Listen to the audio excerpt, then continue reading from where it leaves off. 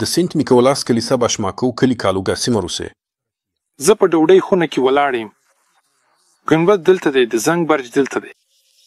او تاسو لیدلی شئ چې دا دیوالونه نیمه دایره دي. دوی هم په یو ډول د دې دیوال سره مناسب نه دي. یعنی دوی بیا د کارنیس سره وصل شول، هلته یو څه سره. په دې خوا هلته هم همداسې ده. یوازې دی دلته سره نښلوله چیف ته یې سوري کړی و. یعنی دا هیڅ ډول تړاو نه لري.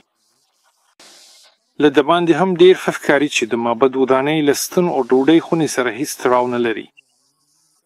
یعنی دلته خطي راوستل شوي دي لکه څنګه چې درز د هماغسې پاتې دی. دا ډېر روښانه ښکاري. دلته هم ډېر ښه ښکاري چې ډوډۍ خونه وروسته ورزیاته شوې ده. یعنی زموږ په برابان کې نسبتاً لوی کړکۍ دي، خو د ډوډۍ خونې لخوا کوچنۍ کړکۍ ښکاري. او دا هم ښکاري چې باندنی چت کچکاري شوی، خو دننه نه دی کچکاري شوی، هلته کوټه وه. خو که موږ خښتو ته وګورو وینو چې دلته هم یو لویه کړکۍ وه. دلته دا په ساده ډول ایښودل شوی او دلته دا په څرګنده توګه لیدل کیږي. دلته یې پاتې شوني دي. دلته دا د نورو په څیر په ورته کچه دی. دلته وه.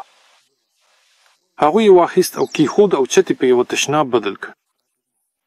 یعنی پخوا په ساده ډول د ډوډۍ خوړلو خونه نه وه.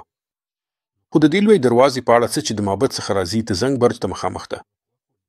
آیا هغه یوازې بهر تللی و؟